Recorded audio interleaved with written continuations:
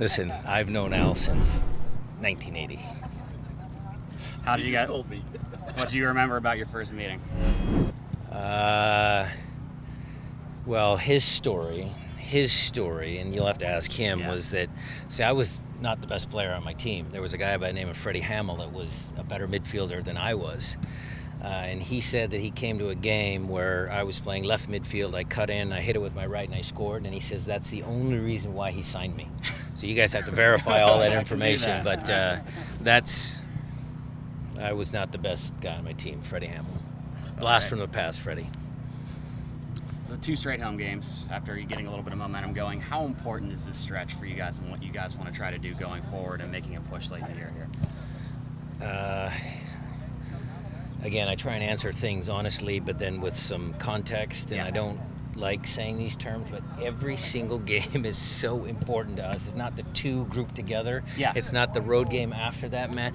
We take literally every single game so seriously that I don't even know who we're playing next week. I'm kidding, but you know what I mean. Yeah. We are so focused on RSL and getting that group of guys correct. And then after that game's pushed aside, then we're going to prepare for our trials.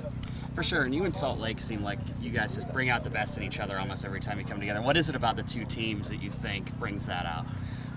They are a very good possession-based team. I think we are a very good possession-based team. So I think you will find, for maybe the soccer purist, a really exciting match in the sense that which team can dictate possession at key moments, which team can possess the ball with a little bit of purpose. So dragging a team over this side of the field, then finding the 2 passes that get us in on the other side. I think it'll be an interesting match in that sense because, they have some very dangerous players. Sure. With 2 new guys coming in, Torres potentially coming back, has the level of competition and kind of intensity kind of been upped in practice? Yeah, well, it's been there since, the announcement. You get that new coach, bump. I think Nico and Flacco coming in, yes. You guys have done your due diligence. The Roman thing, yes. Check all those boxes. Training is always, going to be intense for those reasons. Then the other side of it is it's always going to be intense because this group is not finished. They sense that we can do some good things still, so a lot of it's on them.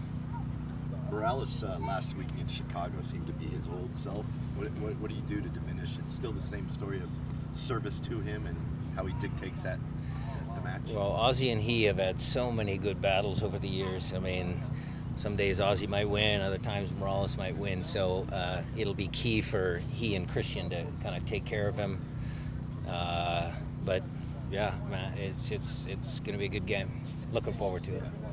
Will Roman coming back into the pitch be dictated by how well the team does immediately? In fact, that you might rush him if there's a possibility to maybe make that last run at the playoffs, or that just doesn't matter, just whenever he's ready he'll be back? So the health and the welfare and the safety of the player is always number one. So I wouldn't put him on the field if there was any risk of him re-injuring his knee. The second thing is the team shortly close thereafter is important, and I wouldn't just throw Roman in if the team is doing okay or whatever. So I have to be careful with that. Now, once he is in full fitness and he's ready to go, there's no health issues, all of that, then my job becomes very difficult. Is he still possibly available for this weekend, or is that still? I can't say. Fair enough. I cannot say. I like all you guys, but I'm not going to say it. That's fair enough.